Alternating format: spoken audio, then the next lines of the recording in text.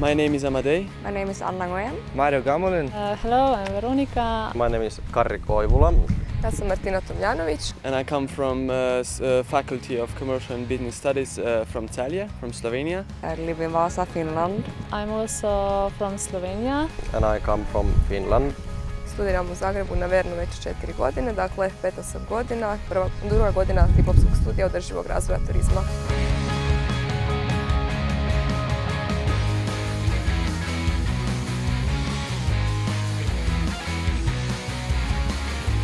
But here it's getting knowledge from people who have been in this kind of branch for like centuries even, already.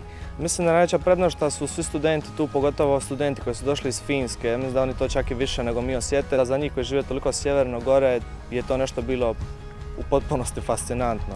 Well, I think it's very important for everybody to come to a different environment, just to see different cultures, meet other peoples.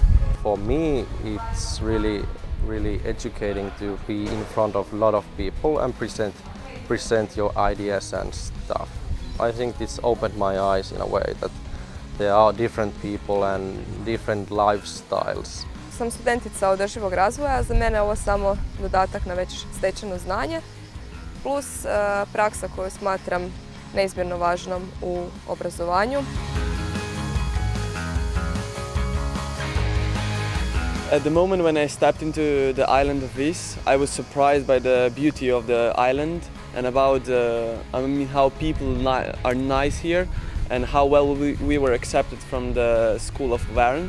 They're living in such a beautiful environment, that's maybe why they're so much more relaxed than how we live in Finland. Očarana sam otokom, žao mi što nije malo bliže, ali vjerujem da ću ga posjetiti još koji put.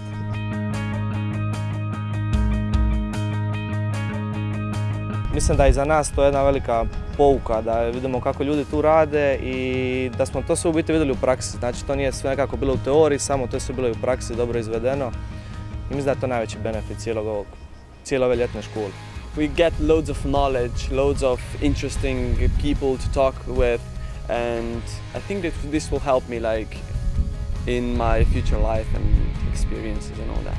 Mislim da je to smisao cijele ove škole, dakle da razmijenimo znanje, iskustva i naučimo jedni druge što više.